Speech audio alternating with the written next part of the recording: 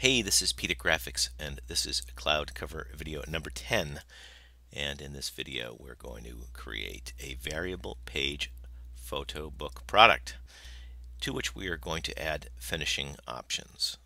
Now, just to review finishing options, they are things that can be added to any specialty product, and they may be mounting or gift wrapping, what different types of colors and sizes. Each option can have a differential price, so you can charge more for a certain type of mounting. You can define these finishing options in Photogize Lab, or you can also define them in Retailer Central in our CloudCover section. If you define them in CloudCover, they are permanently attached to that product and they're required.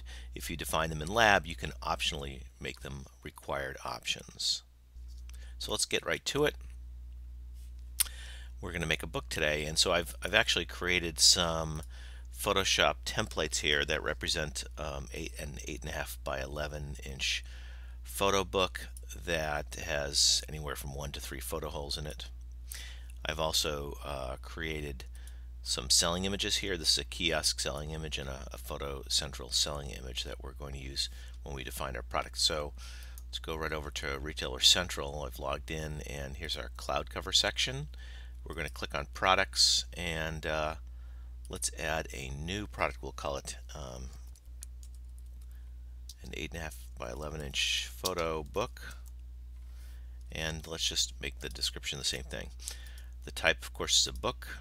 It is 8.5 by 11 inches, and we're going to choose our Photo Central selling image, which is here. Kiosk selling image. We duplex this book on the short edge. It's a landscape book, and it has a minimum of 20 pages. So if you wanted to make a fixed book, you could make the number of pages and the max pages be the same, 20 and 20. But we're going to say this is a variable page book where the customer can add pages up to 80 pages. And we'll save that. So let's go back to our list of custom products and just put book in here so we can just focus on the product we're making. So here's our book, and we're going to add templates. So click on Templates, Add New, and we're going to choose these templates that we made. So this one-up template, it's a page style, a sort order of 0.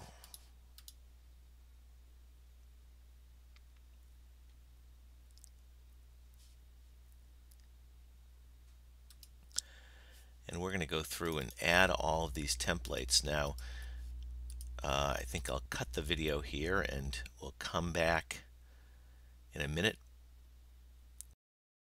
Alright, we're almost finished here. So we have almost all of our templates. So let's make one more. It's the 11th template. And we're going to choose this last guy right here and upload that. It's actually the 12th template. 0 through 11. Okay, so we have all of our templates. Let's go back to our master table, and right now this is a publishable product. We have our the product defined. We have all of our templates, but in this case we're going to add some finishing options. Specifically, we're going to add a cover finishing option. Now, if you had more than one finishing option, you might want to give different sort orders so they come up differently in the kiosk and Photo Central, but we're just going to have one. It's a cover. Let's go back, and we're going to add finishes. So the first one we're going to add is a linen, which is comes up first and is also our default. Now, the wholesale SKU field is interesting. This is if you were using your finish options to define your SKU. In other words, let's say you had a t-shirt and your finish options were size, small, medium, and large. Instead of putting a SKU in the actual core product, you'd put it here in the finish options. That way, when someone selected small, they'd get the SKU for small, medium, they'd get the SKU for medium, and so forth. So you can use this if you're doing outsourcing, and it's a way of distinguishing specific finishing options and associating them with SKUs. So let's just save our linen, and we're also going to do a leather cover. That's going to be second in the order. It's not the default. Back to our list. There are our finish options. Linen is our default. Leather is another option. And back to our master table. Okay.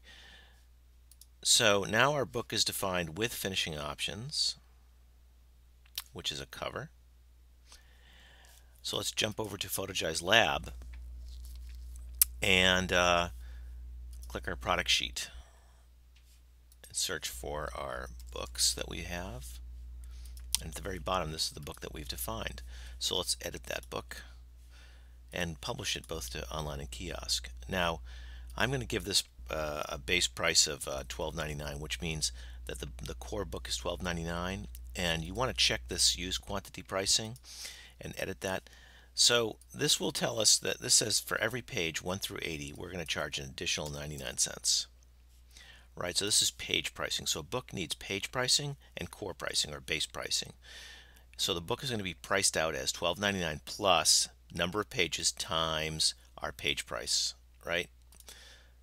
So let's apply our changes, click OK.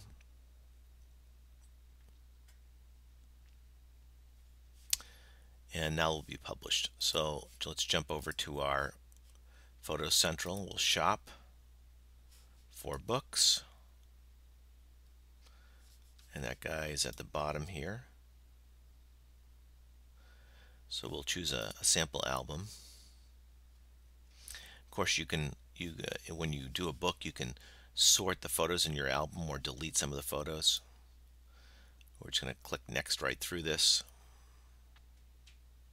Now, the first time you test this photo book, it'll take a bit of time to sort of bring up the first page because all of these templates have to be rendered, but subsequent times when customers actually see this, it will take a lot less time. So here's our book. We can just make it and change it, add different photos and so forth. So let's just move on to the checkout. So we've made our book, dropped our photos in, edited it, and so forth. Okay, so now we're going to see these finishing options, and we can either choose linen or leather. Now, when we choose leather, it's going to add $12.99 to the price, right? So our final price will reflect the cost of the book and this leather cover.